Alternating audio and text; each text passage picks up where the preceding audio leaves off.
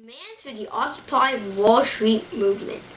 Until the conditions as cited below are met, our movement will only intensify. It has already proven to be lasting and powerfully uniting forces that is growing constantly. We will engage in purely non-violent protests, and we will protest non-violently until our demands are fulfilled.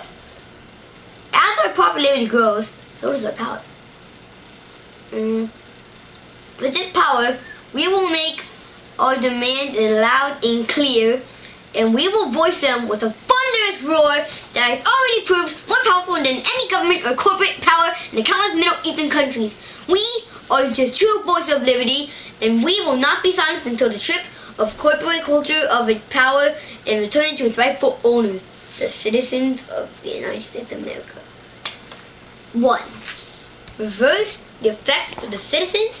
The United Supreme Court decision. This decision stated that the corporations can spend as much as they want on election campaigns and no disclosure is required whatsoever.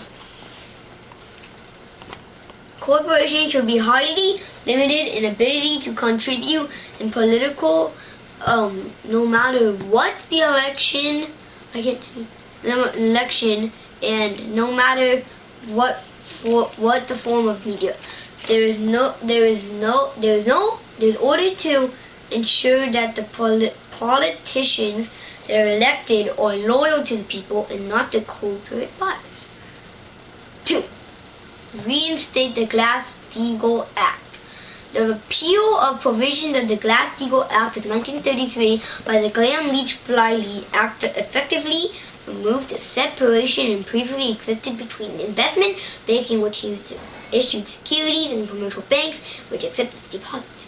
The deregulation also removed conflict of interest prohibitions between investment bankers who served as officers of commercial banks.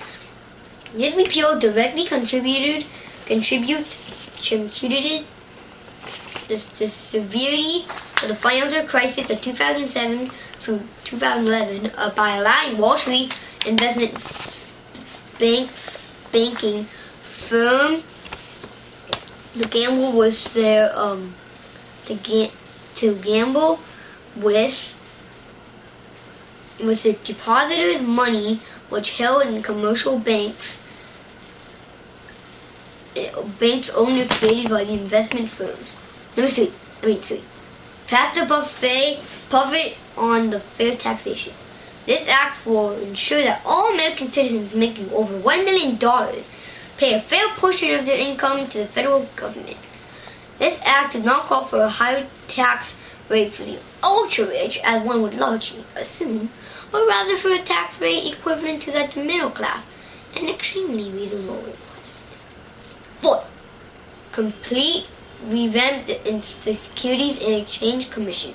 This commission must be completely rebuilt to ensure the protection of the American people. It is currently a broken institution that merely perpetuates the corporate domination over the middle class. The new commission must be powerful and well-funded and regulation constantly. 5. Re-establish the public airways.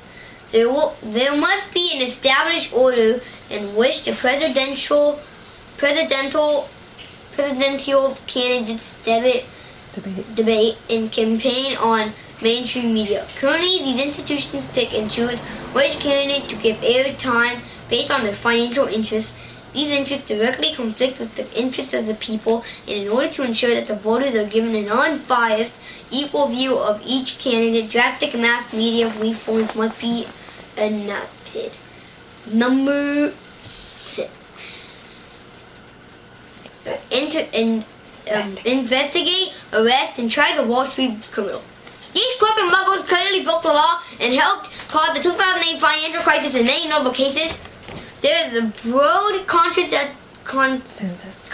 that there is a clue of people who committed financial crimes and has not been brought to justice. A vigorous and intensive investigation must be conducted, but to prevent the future acts of rampant foul play.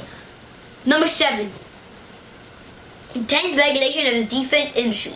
The wars that a country is engaged in the war in are not wars in the interest of American people or for the good of any group of people.